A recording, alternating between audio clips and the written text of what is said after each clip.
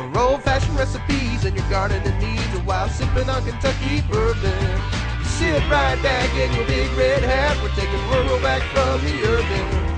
Listen to the stories where Kentucky is proud, share the giggles with all of your friends. You all tuned in to Friends Drifting.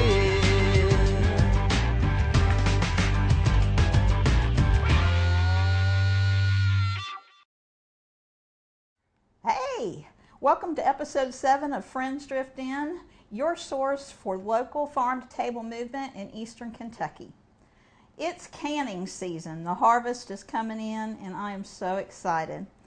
One of the things that my husband always says to me when you're doing anything, and like when he's in the garage, he says, Joyce, if I only had the proper tools. Now, Leslie Workman is here with me today. Is that what Jim says for you? Yes, it does. It usually requires a trip to Lowe's. So. Leslie is the Consumer and Family Science. Almost. Family and Consumer Sciences agent at the Extension Office here in Pike County. Yes. She's a graduate of Marshall University. Go Herd. That's right. And go UK. She's a rocker. Right. In fact, she likes Sammy Hagar, the Red Rocker. That's right. But now when we talk about the proper equipment, pressure canning scares me to death. I've been canning all of my life. I don't take anything for granted. Leslie, let's do this. I'm going to have you pressure canning before this is over. No. Yes, we will. I promise. All right, tell me how it goes. Okay, we've got some beautiful green beans that you've got for us. We've got them all washed. We've got them snapped. We've got all the ends taken off, and they're broken into the right size pieces. Right. These are jars that we've got sterilized. Always mason jars, never always not jars. mayo jars or, no, or old pickle jars. Those commercial jars that you get from the grocery store are made for one-time use only. They cannot be reused, so don't even try it. Right. Because So if you try to process them again, they may crack on you. They don't crack, use it. so you need a mason jar. That's right, a brand new jar or one that has been sterilized. And these just came out of the dishwasher, Right. so they're nice and hot. You can use the sanitized setting on the dishwasher. That's right, or boiling water. If you want to fill them and let them sit for a while, that will work as well. So they're good and hot, ready to go. So we're just going to take our clean hands here and fill our jars. Now, we were talking about filling jars, and I said my mama used to compete for the state fair and the county fairs, and she was really meticulous about getting them in here, and they had to be stacked up like little Legos. But that's not really necessary. Only if you're competing. So how tightly do you want to stack when you're doing green beans? Well, if you don't pack them tight enough, and I'm sure everybody has seen this, you get your beans done. That was too long. You get your green beans done, and you have some floaters, or you have that space at the bottom. Right. And that's because you didn't pack them tight enough. So if you give them a little shake, you get them to settle in there. I give them a little push with my fingertips. And you don't want to cram them so hard that there's not a little bit of space, because once you add the boiling water to them, they're going to start to soften a little bit. Right. And we're going to work to get the air bubbles out. Now, we talk about, when we fill these, when we're talking about canning, we talk about head space. Yes. And head space means how full you fill them. If you're doing tomatoes, it's different. If you're doing jelly, it's different. But there's sources to tell you just exactly how much space to use. Right. Most jams and jellies is just 1/4 of an inch, which is not much. Not for very a much lot of at other all. products, it's a 1/2 inch. But for what we're doing today, it'll be a full inch of head space, which is really all of the threaded space that you see at the top of the jar. So I don't know if you can see the top of my jar right here. I've just sort of got them loosely in here. I probably could stand a couple more. Yours looks pretty good. All right. Now we need to add some canning salt. Okay, going to do the salt first. Yes. And how much are we going to do? We're going to do Tablespoon? 1 teaspoon of canning salt per quart. And make sure you always use canning salt. You can't use regular table salt for this. It will make your beans cloudy. What we're talking about, when we talk about table salt, we're talking about iodized salt. And it does make them cloudy, and it just discolors your product. And if you're going to all this trouble, you want to look pretty. That's right. Then we add some hot water, right? Right. And we've had this boiling. You'd like to do it with a teacup. I usually ladle it in, but we'll use a teapot today. Now, how full do I want to get this, Leslie? Get it pretty close to the threaded space, and then we're going to use a wooden skewer. About like that? About like that. You want to do mine the same? I'll do the same for this one. I'm going to use a wooden skewer to sort of work down the side of the jar. Never want to use a metallic knife because you might chip the jar. But what we're trying to do is work out those bubbles, correct? That's right. There may be some bubbles trapped down in here. Don't skip this step. It seems kind of silly, but it's important. I think yours is about done. You want to work on mine? And at this point, you'll know if you need to add more water or not. But yours is nice. You can watch the bubbles kind of roll up to the top.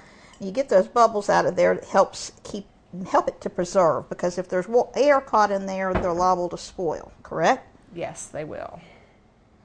All right. Okay. And then have I got that a little too full, maybe? See if you can push those down on top. Yeah, there we go. All right. Now I'm going to take a clean rag and just clean off the very top. And we do this because we want to get a really good seal. We don't want anything, water particles or salt or anything, to be on the top of that. Right. Now, this is my magnetized wand here. This is the greatest thing ever. And you don't get your fingers hot, and it's got a magnet on the end of it, and you just stick in there, and you get a lid. Maybe. Right? Voila, one lid. And the lids have been heated.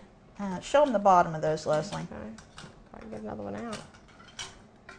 We have so many. Well. And this is why people tune in. It's real life. Aha! But the reason that you get them not only for sterilization, but you want to get this ring around here that gets it soft so that it will make a good seal when we put the rings on. That's right. That's the reason that we heat it. So it sits right down on here. Okay. Then we have a band that we add to the top. And when we put the bands on, how tight do we want them? Just finger tight. Not so tight that you can't get it So right I don't back need off. Charlie to do this. You don't need Charlie to do this. All right. Okay. Then what? Now we're ready to put it in our pressure canner. Are you going to get your mask back out again? I'm ready. Okay. We have our canner that's already been boiling. It's ready to go. We've got all our other jars in here, and you can't do a canner that isn't already full. You need to do a whole canner load full. So I'm going to add these 2 jars.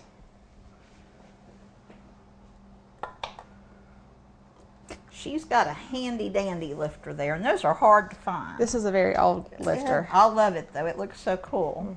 Mostly what you're finding now are these type.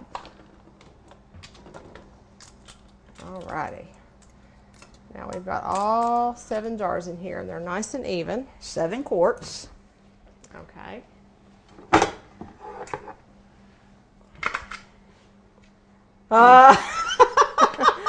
This is our lid for our dial gauge canner.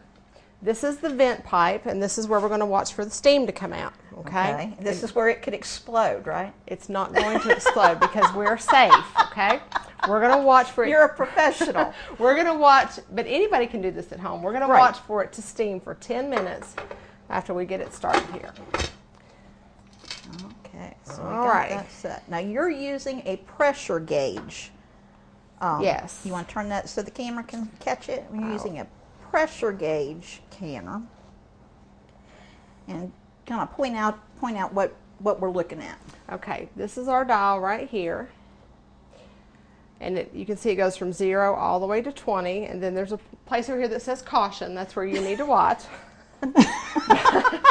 But we also have, it has a pressure regulator on here, and that's what helps keep the pressure even.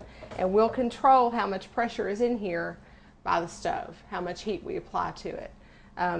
But you can see right now, there's a little bit of steam starting to come out, starting to come out the top. And once we get a steady stream of pressure, we'll time 10 minutes. Okay. Okay. So while we're waiting on that, let's talk about this one. This is my pressure canner, which has been used once, but it has a different lid. It does, and this is called a weighted gauge canner. So what happens? Okay, you notice the big difference is there's no dial, is Right. there? So no idiot proof for me. Okay, so the way that you change the pressure is it has these two different wings on it. Those aren't earrings. No. Okay. So this is 5 pounds. This is 10. You add the last ring and you get 15 pounds of pressure. And that's what we need for green beans. And it goes to 10 pounds for green beans, and it goes directly on the vent pipe itself. And the only way that you know that it's got the right pressure is it jiggles. This is literally what it sounds like when it's ready to go. That's right. And you want it to have an even rhythm. Right. So you adjust by turning up and down the heat on your stove. That's correct? exactly right. So maybe I won't blow myself up. I'm sure that you won't. But mostly what you find these days now are the dial gauge canners.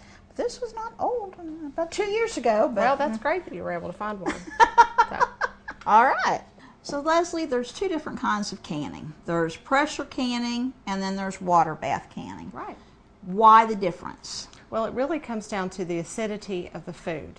And what do we mean when we talk about acidity? Well, most things like jams, jellies, pickles, and tomatoes can be canned in a water bath canner, right. Which means you don't have to get out your mask. Exactly. Water bath canner. Now this is what you get. This is what your grandma had. Real simple to use. If you can boil water, you can boil these up for canners. Now they come with, it's equipped with a rack. And the jars will set in here. Now I'm really short. And I hate these racks. I feel like that I'm manipulating it. They're heavy and I'm afraid I'm going to spill them. So I don't use a rack. But it's very important that you have something in the bottom.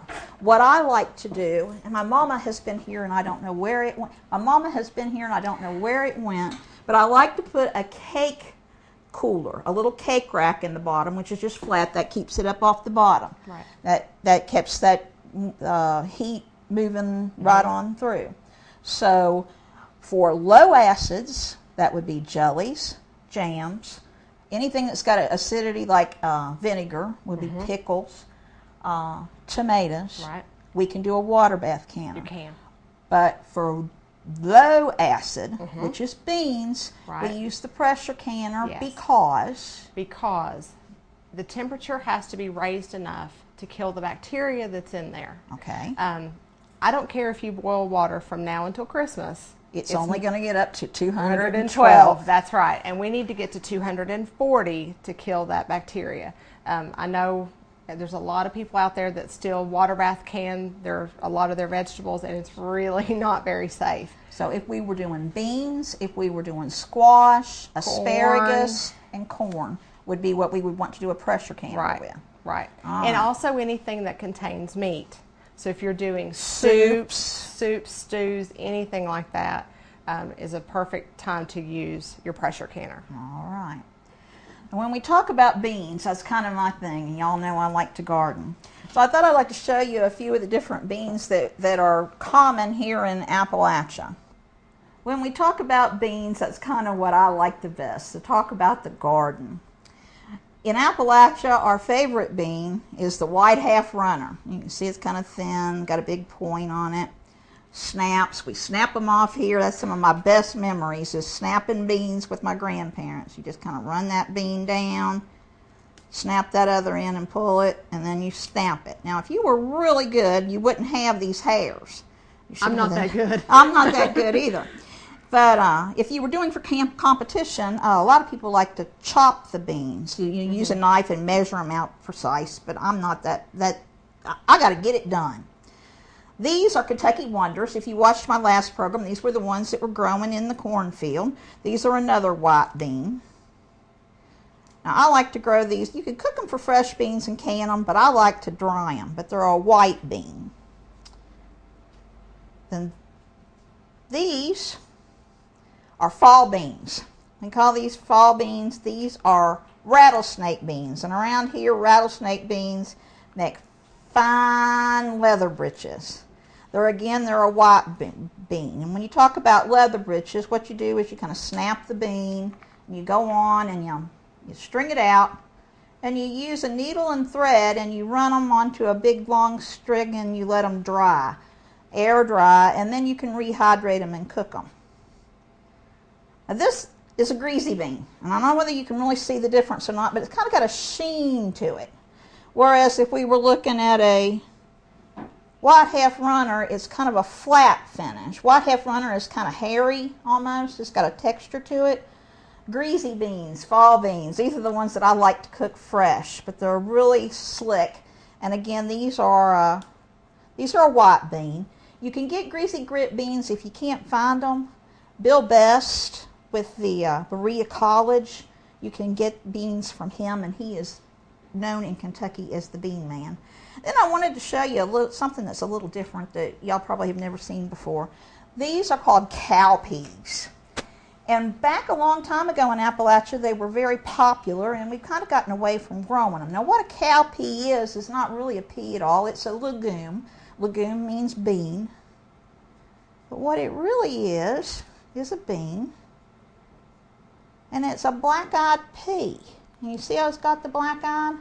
So these are something that you would dry rather than can. But you can add New Year's, these are a big deal to have black-eyed peas and collard greens for good luck. I think they're beautiful. So that's kind of some of the assortment of beans you could grow. Now, if you're just getting started growing, you know, into canning, one of the best resources, other than Leslie, is the Ball Blue Book. And no, I didn't get paid to say this. This is the Bible of canning. Why do you think it's the Bible? Because it's been around forever, and it's actually something that we at the Extension Service recommend, and it's something that I keep on my desk during canning season, because if I don't have it in my Extension publications or a recipe that I need, I know that the Ball Blue Book also probably has it. This breaks it down for you. It tells you low acids, high acids. It's got pretty pictures. Plus, it also has general guidelines for canning. Guidelines. It talks about dehydrating, so you could dry your vegetables for harvest. It also, one of the things in the back, real easy to cross-reference with, but it has a troubleshooting guide. Yes. What can go wrong when you can, Leslie? A lot can go wrong when you can, if you're not careful. Biggest things to worry about is after you've canned and processed, you want to make sure they're sealed. That's right. So when I pop this down, I'm not hearing... The best thing in the world when you have put in all the hard work for canning is when stuff is cooling and you're sitting there, you can hear the bing, the bing, bing. Of things That is popping. such a music to a canner's ears, and you know that you've had success. Now, if a jar doesn't can, what do you recommend? You have 24 hours that you can reprocess it. You just don't. How long do you usually wait when you're doing pickles or these types of things? I would reprocess it immediately while your canner's still hot. So just go ahead and redo it. You wait 20 minutes, and if it hadn't popped, then you put it back in? No, go ahead and let it cool and see if it seals, and if it doesn't, then go ahead and reprocess it. If you don't want to do that, stick it in the refrigerator, and you can go ahead and use it. That's what I do. If it's just one, you know, sometimes I've had whole batches go where maybe the lids weren't good, you know, somehow, or I didn't do exactly what I should have done. But if it's one, I usually just go ahead and stick it in the refrigerator and use it right away. And I've heard of recalls like on canning lids and things like that, and that easily could be an issue. It may not have been anything that you did. But you want to keep your canning lids new. You want to keep them. Buy them every season. Yes. And if you're a big canner, you may want to buy them up at the early in the season, because sometimes about this time of year they start running out. And remember, you can reuse your bands, but you never want to reuse your lids. Your lids, because they are, once that seal is used, it's not going to seal properly. No, it's not. I think it's about time for us to start timing our canner, because it's been venting. All right. So can we see that it's venting? I think that we can. All right. It's got steam coming out of the vent pipe, so it's time to start timing it for 10 minutes.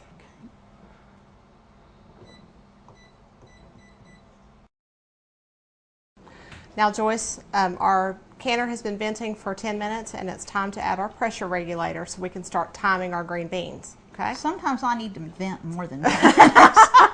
Well, you have to go outside to vent more than 10 minutes. Okay.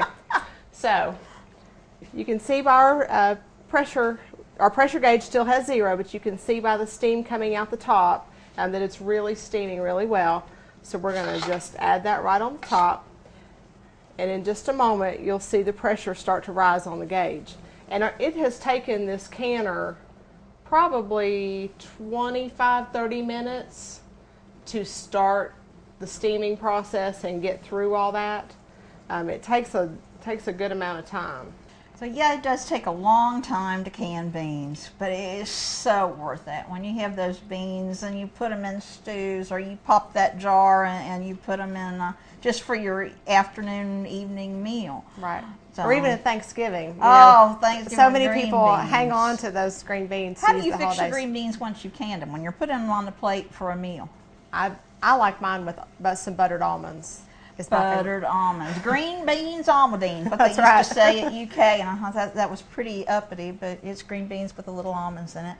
I like mine, and I should hang my head in shame, but I like mine with a little bacon grease. That's a good way too. Okay, Joyce, we are now at 12 pounds of pressure. It's taken us a long time to get here. Are you still afraid to take your mask off? Apparently you are. Okay, and I'm going to control the pressure on the pressure canner with the heat on the stove. So this is the time that you cannot leave the kitchen. We have to stay here. Okay. Okay, can you take your mask off? Are we sure? You've got black on your mask. Seems like she's been in the coal mine. Maybe I have. Now we have to time this for 25 minutes. Okay. At 12 pounds of pressure. Mm-hmm. If I turn the fire down too low and the pressure drops way down, I have to go back to 12 pounds and start my timing all over again. We don't want to do that. No. So it's very important when you're pressure canning or doing any kind of food preservation that you're very careful and that you watch the pressure and you watch your amount of time so that you don't have to start all over again. Well, we appreciate you, Leslie. Okay, so I'm going to watch the clock and I'm going to watch the pressure gauge and stay in here the whole time that it works. All right. Okay. Okay, now that our pressure canner has timed for 25 minutes, and you can tell by the gauge that it is a little over 12 pounds of pressure, that's perfectly fine. As long as it's not less than 12 pounds, it's safe. We're going to cut the gas off here, turn our stove off, and this is the time that we do not open the pressure canner. We have to wait for this vent lock to go down. You can see this little silver piece that's popped up. That tells us that there's still pressure in the canner. We cannot wait just for the dial gauge to go down to 0. We have to wait also for this to go down. After that's happened, we remove the pressure regulator, which is this piece, and then we need to let it to continue to cool for probably another 15 to 20 minutes at least before we remove the lid, and then we can take our jars out. That's when the money's made. That's right. So if we want to can, we can find out more information from you at the Extension Office, the Pike County Extension Office. What's the phone number there? That's right. The Pike County Extension Office is located in downtown Pikeville. Our phone number is 606-432-2534. We have an 800 number too, don't we? We do, because we have a lot of customers, clients that are out in the county, and it's long distance for them. So if that's your case, you can reach us at 800-233-1390. And ask for Leslie. Ask for Leslie. And also I'm on Facebook, and that's facebook.com/PikeFCS. There you go. That's right. So we can find you anywhere, anytime. That's you can't right. hide. No, and you can. And I answer questions on weekends and in the evening as well. So if you're canning on the weekend and you need a question answered, just send me a message. I'm glad to answer it. There you go. Let's put these things on the shelf. Let's get I them think we loaded should. in. Okay. All right. It's been a really hot day in the kitchen, but I'm sure glad that we're back in the pantry now. We're wrapping up a day with Extension Agent Leslie Workman. We've canned green beans, a low acid, Right. with a pressure canner. And we survived. And we survived, and I'm not afraid anymore. We know that we can can tomatoes, Right. and any kind of peppers we can do with the water, or pickles that we can do with a water bath. But Right, when we're and jams doing and jellies. Jams and jellies, but when we're doing green beans and asparagus and corn, we want to use the pressure canner. That's right. And at the end of the day, we just put them on the shelves. And you'll be glad to have these come the holidays. Oh, and I'll share them with my friends. Friends Drift In comes together with a lot of people behind the scenes. I want to thank the Pike TV people, Al, and Eric and Ronnie. And I want to give a shout out to my good friend Dina Smith, who has had some surgery. She's always behind the scenes and supports me.